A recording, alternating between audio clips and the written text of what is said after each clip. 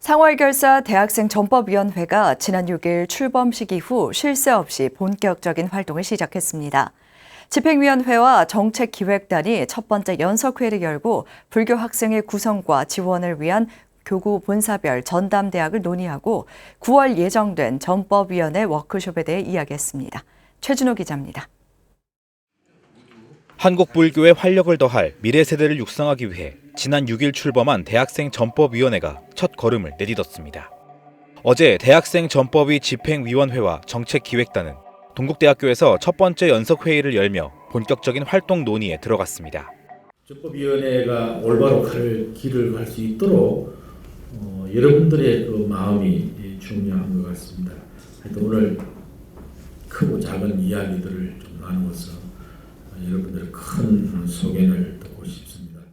1차 연석회의의 주요 내용은 각 교구별 지원대학을 구성해 대학의 불교 학생회 활성화를 도모하는 안건으로 이뤄졌습니다.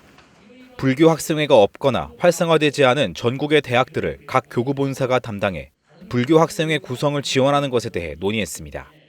전국 400여 개 대학 중 불교 학생회가 운영 중인 학교는 58개에 불과해 한 교구가 1년에 최소한 1개의 불교 학생회를 설립하는 것을 목표로 과제를 설정했습니다. 명확하게는 아니더라도 우리 지역에 우리 본사의 해당 대학에 대한 논의를 좀 거쳐야지만 목표가 뚜렷해질 것 같아서요. 약간 시간이 걸리더라도 또 지금 요 순간에는 우리 지역이 아니더라도 좀 대략 좀 정리할 필요가 있다는 그런 과제입니다. 참석한 각 교구 본사별 전법팀장들은 교구 권역 내 대학교들을 체크하며 지원 대학을 잠정 결정했습니다. 지도교수 전법단 대표로 회의에 참석한 한국교수불자연합회 이상훈 회장은 교구별 지원대학 선정을 넘어서 지도법사 선정에 대해서도 강조했습니다. 대학생 불자가 어떤 수준까지 가면 대학생 불자라고 우리가 스스로 부를 것인가에 대한 인재상을 만들어 놔야 되지 않겠나.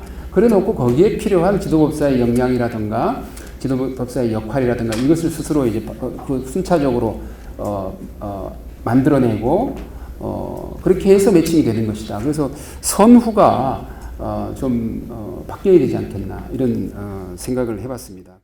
두 번째 안건으로 9월 예정된 전법위원 워크숍을 구체화했습니다. 1박 2일간 마곡사 한국문화연수원에서 열리는 워크숍은 권역별 전법위원 토론을 중심으로 불교 학생회 운영 사례 발표, MZ세대에 대한 특강 등 다양한 프로그램이 마련될 예정입니다. 이를 위해 8월 24일 동국대에서 워크숍 준비회의를 진행하기로 결정하고 자원과 추천을 통해 TF팀을 꾸리기로 했습니다. 또한 돈관 스님은 다음 달 28일 이웃종단 대표를 초청해 대학생 전법 관련된 논의를 진행한다는 계획입니다. 회의에 앞서 돈관 스님을 비롯한 전법위원들은 2023 국악 환연학 축제를 위해 동국대에서 연습하고 있는 11개 대학 국악합주단을 방문해 위로와 응원을 전하기도 했습니다. BTN 뉴스 최준호입니다.